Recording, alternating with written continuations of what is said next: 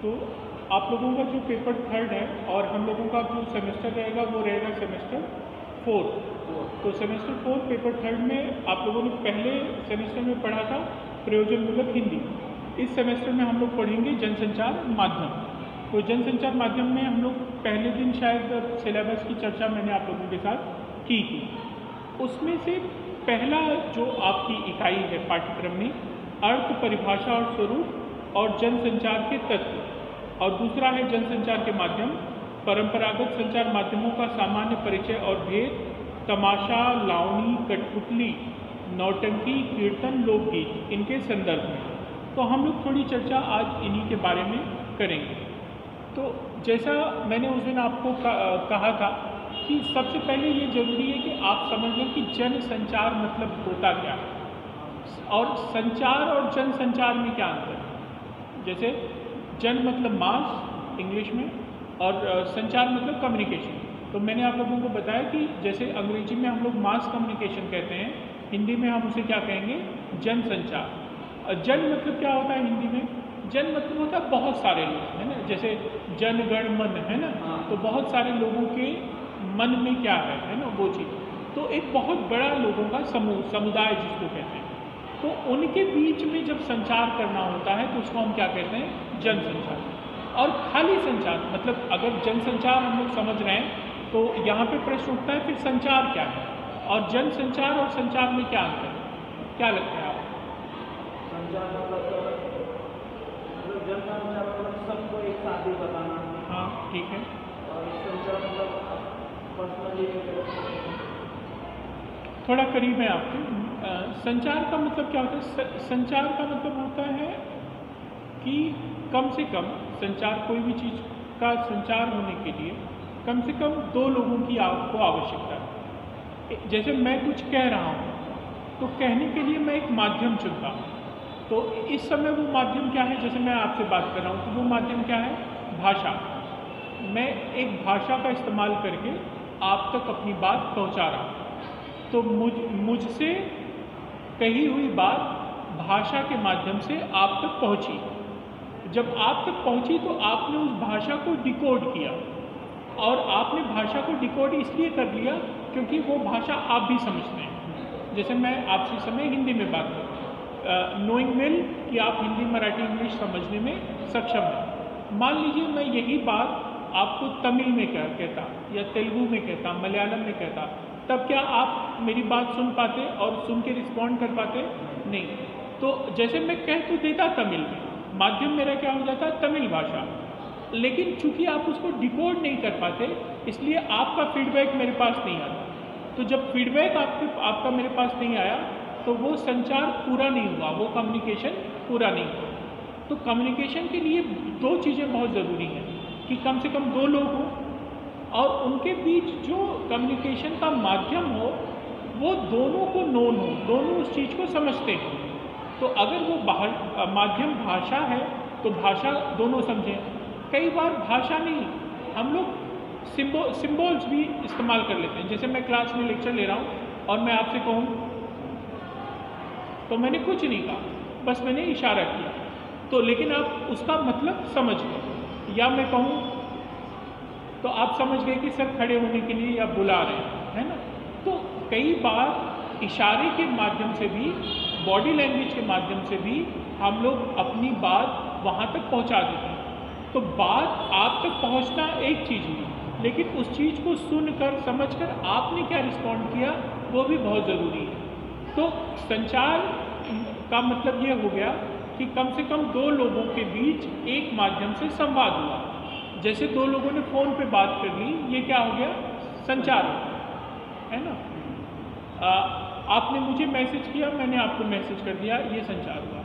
लेकिन जब मैं कहता हूँ जन संचार, मास कम्युनिकेशन, तो वहाँ पे एक नहीं बहुत सारे लोगों की मैं बात कर रहा हूँ, बहुत सारे लोगों के बीच में अपनी बात पहुँचाना।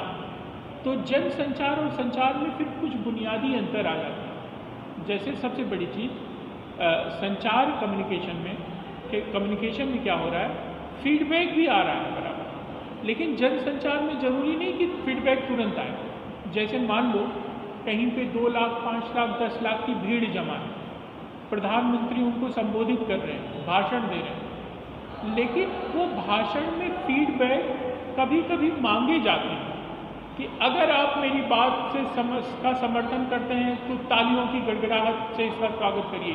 तो बहुत सारी तालियां बज गई या उद्घोष हो गया, तो ये समझ लिया जाता है कि मैं जो कह रहा हूँ उसका समर्थन है।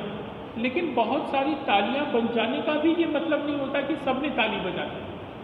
भाई 10 लाख लोगों में 10,000 लोगों ने ताली नहीं बजाई, लेकिन ये एज्यूम कर लिया जाता है कि इतने सारे लोगों ने बजाई मतलब सबने बजाई। तो मास कम्युनिकेशन में फीडबैक का उतना महत्व नहीं है या उतनी व्यवस्था नहीं थी। लेकिन आधुनिक जो माध्यम है, उन आधुनिक माध्यमों में फीडबैक का भी एक ऑप्शन आ गया। जैसे टीवी पे डिबेट चल रही है और उसमें आपने प्रधानमंत्री जी से पूछा आपकी ये उज्ज्वला योजना जो है आप उसे कितना सही या गलत मानते हैं, आप लोग वोट करके बताइए, है ना। तो जब तक इंटरव्यू चलता रहता है तभी तक वो एंकर बता देता है कि 85% लोगों ने कहा कि ये योजना अच्छी है ना, और 15% लोगों ने कहा कि खराब है। तो वहाँ पे फीडबैक आया और फीडबैक के डेटा पे उन्होंने आपको उत्तर दे दिया। तो आधुनिक संचार माध्यमों में ये अब संभव होने लगा। लेकिन जब बहुत बड़े बड़े रैलियाँ होती थी, खाली वो ध्वनि विस्तार के लिए कुछ यंत्र लगा दिए जाते थे, तब ये सारी चीज़ें फीडबैक संभव नहीं था। या अखबार जब छपते थे तो अखबार में छाप दिए जाते थे, लेकिन उसको पढ़ के सारे पाठकों की प्रतिक्रिया तो नहीं संभव है, तो वहाँ पे भी फीडबैक का ऑप्शन है। रेडियो में कुछ कार्यक्रमों में कुछ चुनिंदा फीडबैक की चर्चा जरूर होती थी। जैसे रेडियो में कुछ कार्यक्रम आते थे तो कहते थे कि आपकी फरमाइश है ना, आप बताइए कि क्या सुनना चाहते हैं, लेकिन वो सबकी फरमाइश नहीं है। भाई आपने कहा कि मुझे ये गाना सुनना है, लेकिन वो सबकी फरमाइश नहीं है।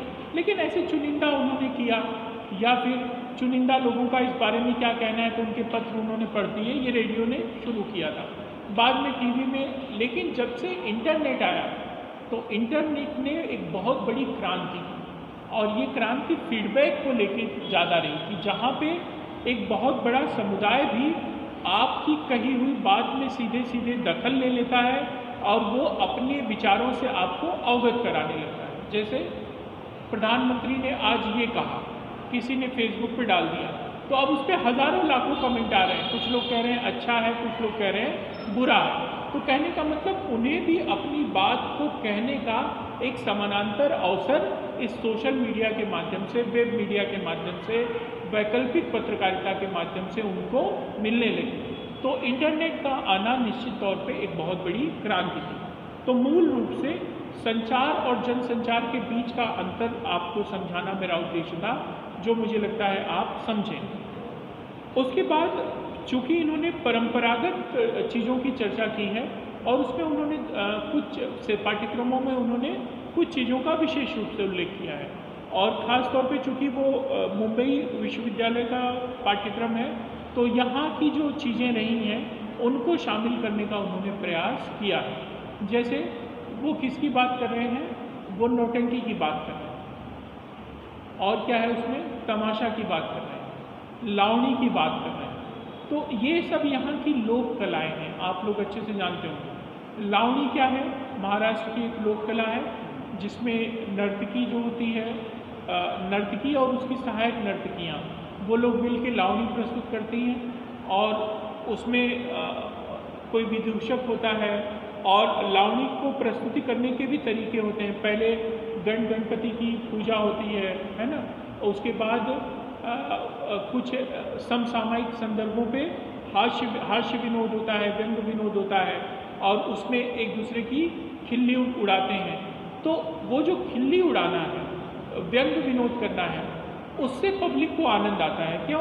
क्योंकि पब्लिक उन सारी चीज़ों को अच्छे से समझती है, देखती है, वो उनके जीवन से जुड़ी हुई चीज़ें हैं, तो वो उसमें रस लेती है। तो लावणी के माध्यम से भी ये चीज़ें होती रही हैं महाराष्ट्र में। यही चीज़ नौटंकी में भी होती रही है। नौटंकी में तो ज़्यादा होती रही है ना, कि जैसे नौटंकी में वो पात्र जो है वो कहता है कि कहाँ से आ रहे हो, तो वो बोलता है कि मैं मुंबई गया था।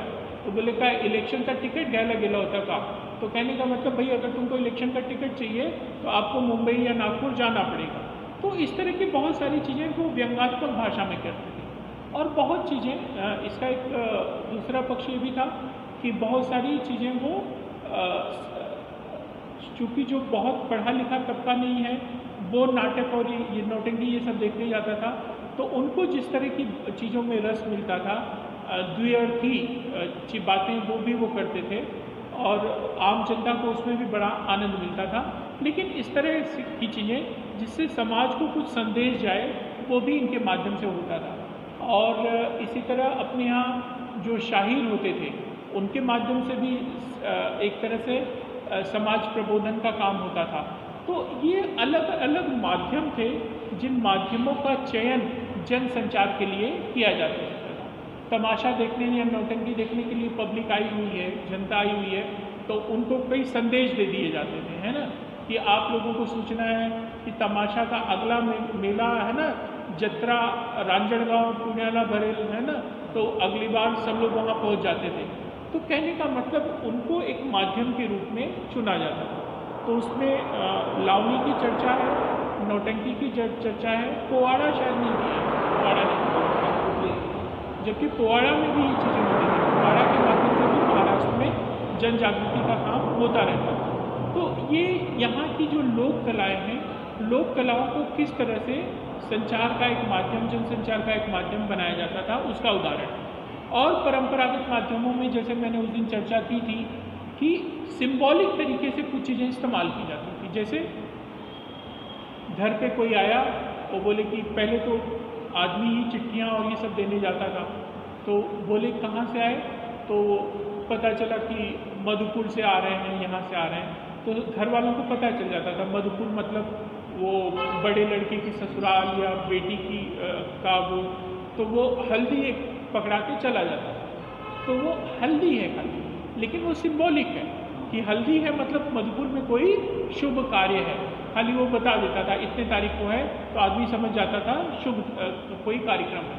ठीक उसी तरह हमारे यहाँ जो है अखंड रामायण पाठ होता है, तो तुलसी की पत्ती पहुँचा दी गई तो पता चल गया कि उनके यहाँ अखंड रामायण पाठ हो रहा है। तो इस तरह से कई चीज़ें सिंबॉलिक तरीके से की जाती थी। और बाद में जब कार्ड और छपने लगा तो देखो, तुमने देखा होगा, बोलते हैं कि ना कार्ड देना है तो पहले कहता और हड़द लाओ, क्योंकि पहले तो हल्दी भी दी जाती थी, अब तो कार्ड देने जा रहे हो तो फिर हल्दी का क्या, तो ये बोलते कि नहीं हड़द लावे चाहिए, हड़द शुभ से, और शुभ से मतलब नहीं है। पहले हल्दी सिंबॉलिक तरीके से थी शुभ कार्य के, कार्ड नहीं था, हल्दी की जगह कार्ड ने ले ली, बावजूद उसके हम लोग उस पर हल्दी लगा देते हैं। तो हर चीज़ के पीछे कारण है। परंपराएं जब बदलती हैं, माध्यम बदलते हैं, तो इस तरह की चीज़ें होती हैं। तो जैसे मैंने हल्दी का उदाहरण दिया, तुलसी के पत्ते का उदाहरण दिया, ठीक उसी तरह मैंने बताया कि जो ढोल बजाने में निपुण लोग थे, वो जैसे मान लो यहाँ से मुंबई कोई संदेश बहुत जल्दी भिजवाना है, तो उनके सेंटर्स होते थे। जैसे यहाँ पे बजाएंगे तो सोनाले गांव तक सुनाई देगा, तो वो कोड लैंग्वेज में बजाते थे, तो उससे जो वहाँ बजाने वाला समझ जाता था कि तुम क्या कहना चाह रहे हो। फिर सोनाले वाला बजाता था तो भिवंडी वाले को सुनाई देता था, फिर भिवंडी वाला बजाता था तो मान लो पास के किसी गांव में सुनाई देता था। फिर ऐसे ऐसे करते करते वो संदेश मुंबई तक पहुंच जाता था। तो तब ये टेलीफोन या मोबाइल ये सब नहीं था, तो इस तरह से संचार होता था और बड़े पैमाने पर सूचनाएं दी जाती थी। या आपको याद होगा, बाजार में खड़े होकर टन टन टन सुनो सुनो सुनो, आइका आइका आइका, है ना, तो इस तरह से लोग भी संदेश भिजवाते थे। तो ये तमाम जनसंचार का एक माध्यम था। करेंसी, सिक्के, वो भी एक जनसंचार का माध्यम था। भाई हिंदुस्तान के किसी भी कोने में चले जाओ, नोट की भाषा एक है, जे पाइजे ते हेगे, है ना, कुछ बोलने की भी जरूरत नहीं। जैसे मान लो मैं तमिलनाडु में हूँ, अब सामने भजिया दिख रहा है, अब मेरे को नहीं मालूम कि उसको कैसे बोलूँ कि भजिया, तो उसको मैं बोलूँगा और बोलेगा कितने का, तो मैं बोलूँगा 5 रुपये, 5 रुपये का, चलो ठीक है, कुछ दे देगा। मैंने उसको 20 रुपये की नोट पकड़ाई, उसने मुझे 15 रुपये लौटा दिए, तो मैं समझ गया कि 5 रुपया लिया उसने, है ना। तो करेंसी भी जो है एक जनसंचार का बड़ा माध्यम है। इसीलिए जो पुराने राजा होते थे वो राजमुद्रा अपनी प्रचारित करवाते थे। उससे वो भी एक प्रचार प्रसार का बड़ा कारण था। तो ये सब जो है वो परंपरागत माध्यम थे जनसंचार। लेकिन जैसे जैसे समय बदला आधुनिक माध्यम आते गए। तो अगला आपकी इकाई 3 जो है वो आधुनिक माध्यमों की चर्चा करती है। तो आधुनिक माध्यम में क्या क्या आ गया? टेक्नोलॉजी का हाँ, तो उसमें सबसे पहले क्या है? इंटरनेट, सबसे पहले